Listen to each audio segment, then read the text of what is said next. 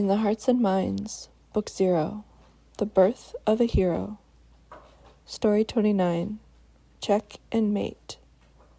6. Grane was not going to live to see the end of this farce from his old teacher, of this disastrous adventure, of this day even. Grane knew his injuries had not healed. He knew it with the sweat piling down his spine, with the breaths racking through his chest, and now, with his arm obliterated like this. Soon. You know each other? Grane was reasonably certain that his tone didn't waver, not even as the assortment of children and cows and cats heaved at their arrival. The badger curled his paws around Grane's neck, tottering from the shared space between his and Lim's shoulders fully onto him. It was unusual to be chosen. The critter always chose his reporter. Grane couldn't blame him, however, because so did he. The paws that encircled his neck were dry. Under the layer of cold sweat, they felt as tough as tree bark. Grane noted the lack of strength in those paws. Even if the badger was after the end of the president's life, he wouldn't be capable of delivering it with those claws. Not anymore. We met, Lim began, words trailing away with his gaze, taking stock of the deceased man on the golden path, the girls with tough-hewn garments that had endured obvious damage. It was the being riding the cow that pinned Grane with an answering stare. We met once, it or she or they said. Eyes of burnt pearl gazed down at him. No lines of age or sun exposure or emotion.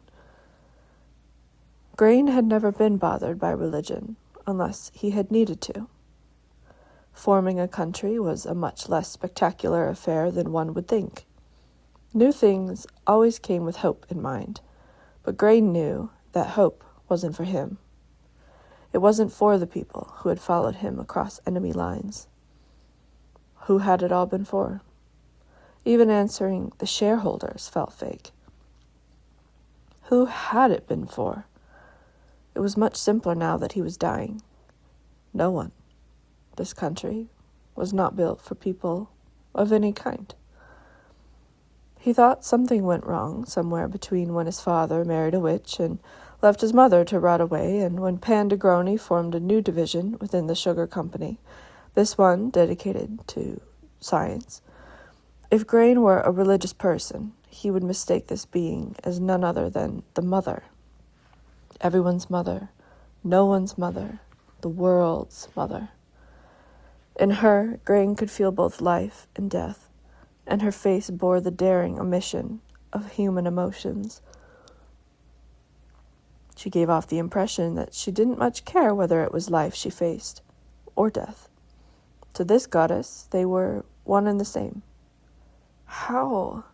Lim began again, only to stall as his gaze landed on the prone form.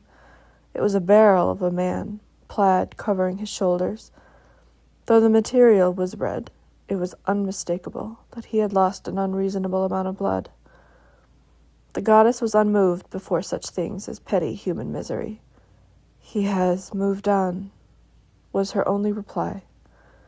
The baby swaddled in her arms gave a lurching cry, and even to Grane's untrained ears he could feel its exhaustion. They stood like that, bleeding and crying, staring and pondering. These uncharted waters were so vastly alien that Grane didn't have a clue which direction to even steer. Pick any direction when lost at sea, but wouldn't each one feel as pointless as the rest? Grane could no longer stand, and now he could no longer sit. The golden smooth path was warmed by the newly risen sun. It was so very, very cold. Some distant piece of him understood this choice as the last. The moment he gave in, the moment he, don't fall asleep.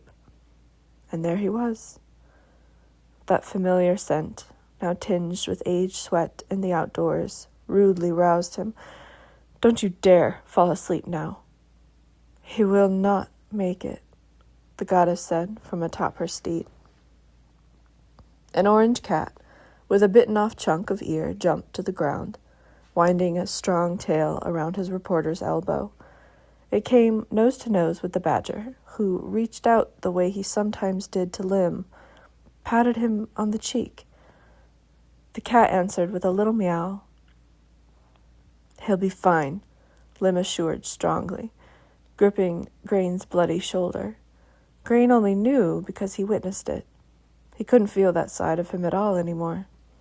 He was beyond even his reporter's touch. Grane closed his eyes. What a shame. Those onion soldiers will come, and they will recognize him, and he won't be fine. They will take him, even though he doesn't have long. They will still want his body. Grane could not bear the tears in his reporter's voice. They can't have him. Not even his body. Is there anything in this world that cannot be taken? The goddess was indeed powerful. Grane's eyes opened, compelled to answer her heavenly advice. "She's right," he said, attempting to move his hand and nearly smacking Lim in the face. He cupped the man's cheek, barely. Perhaps he was hurting him. The reporter's face was twisted. "We have to part here. You must keep going." 3 times Grane had written his reporter a letter. Once, when they had barely spoken to one another. The second, during the first week of living together. And the last one he had written beneath the moonlight, on the night before he was to be expunged from office. He'd extrapolated nearly every memory that he felt he'd shown Lim the good sides of him, or at least the tolerable sides. He'd reminisced their domesticity, applying layers of examples so as to convince himself that they were good memories, that they could act as a parting gift, that he had not ruined this young man's life. Even in writing, he hadn't been able to say the words. Curse his cowardice. It was much easier to form them, knowing he wouldn't live to see their impact. "I don't deserve this." No, that wasn't quite right. Grane tried again, grabbing onto the words like meat hooks. He was fading. He was fading fast. "You need to leave me behind. All of it. I don't deserve you." The reporter's voice heaved as his body did. Grane was bobbed about like some spinning top, some toy that couldn't move on its own. "Don't talk. Just don't talk." Grane had often known he did not deserve the love he desired from his reporter, and he confirmed it now. How many desperate days had he wished for Lim's tears, wished that the man cared enough about him to cry. Now that he had it, he wished he could wipe them away, but he couldn't. Grane wished he could take whatever sad, pitiful pieces he'd wedged of himself inside his reporter's heart, rid him of this pain, but he couldn't. "I'm sorry," he said uselessly. No, that wasn't what he meant. The fuzz in his mind was like a leaky sink that was about to spill over. He reached his hands down to the bottom, water falling over the edge. But he couldn't find what he wanted submerged down there. Where was it? Lim sobbed. Something like soldier's boots sounded from close by, and Grane was nearly gone. He closed his eyes, fought to open them, then closed them again. He couldn't take that face, those eyes, not like this. His reporter was still so young. He didn't act like he was, but it was the truth. He had time to accomplish so many more things. He had the right heart for it, for change. "Thank you," Grane said, finding it at last, swimming down in the overflowing sink. "Thank you for everything you've given me, all I ever wanted. His eyes opened, taking in Lim's blown pupils, the whites drenched in red, the frown lines that didn't look right on him. You were my dream, but I am not yours. You must live, survive. You must define it. Go. It was the goddess who spoke, because Grane could only see a collapse happening behind Lim's eyes.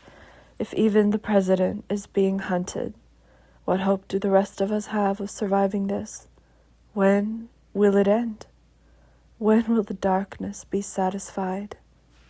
She continued, after a pause, as if something had responded. Grane wondered if she was conversing with other heavenly deities. We must hide. None of us will be welcomed by the onions. The goddess appeared above Lim's shoulder, outlined by the clearest morning sky. Grane realized that it wasn't a goddess at all. It was a young mother who was barely conscious. She grabbed Lim by his shoulder, her hand small but strong. You held your hand out to me when I most needed one. I am here to do the same. He will not survive. I can already see his spirit. It is half out of his body. She couldn't stand straight. With a quiet baby in her arm, 2 young girls tugging on the back of her tattered dress, and a faintness behind her eyes, Grane wondered if she wasn't in severe need of medical attention herself. Lim's shoulders trembled when he stood. He tried to grab the badger, but he patted Lim's hands away, curling around Grane's shoulder and all the sticky wetness there. Each of their steps backward was too slow. The sound of footsteps was approaching faster than Lim's retreat, but at least he was moving, and eventually he disappeared. Grane thought he could feel the slightest brush of the badger's coarse fur. It was a good feeling, warm, the only spot of warmth as the rest of him fell cold, as his mind grew tired of digging around at the bottom of the sink. Just as he closed his eyes, he heard something crash next to him. He was suffused in more warmth, more than he thought he'd ever felt. And then he realized it was a hug. His eyes opened into slits, because that's all he could do anymore. I love you too, Lim said, kissing the spot between his eyes. I love you so, so much. I really do, he sobbed. I tried not to. How can you leave me now? Right now? This is so like you. You're so fucking aggravating. Why couldn't you just... Why did it happen this way? Why is this happening? Grane opened his mouth to speak, but Lim raged at him. For fucking once, can I not have the last word? I can't believe you want me to just leave you like this. Both of you are just... He must have been speaking to the badger as well. Fuck you, asshole. Fuck. I love you, you fucking asshole. I will never forgive you for this. Do you hear me? You keep that with you. I'm going to fucking find you when it's my turn. You better be ready. Don't forget about me when you're dead. Impossible. It's you who will forget me. But Grane couldn't say that, and he wouldn't want to anyway. His vision funneled with water, a small mercy as he was laid out, as if he was a delicate baby. As the warmth receded, and all he could see was blue and green, and all he could feel was that tickle of coarse fur at his bloody neck. And though he was cold, and though he was dying, Grane couldn't remember if he'd ever felt so free. The badger chirruped, patting his face. Grane ended his fight with a smile.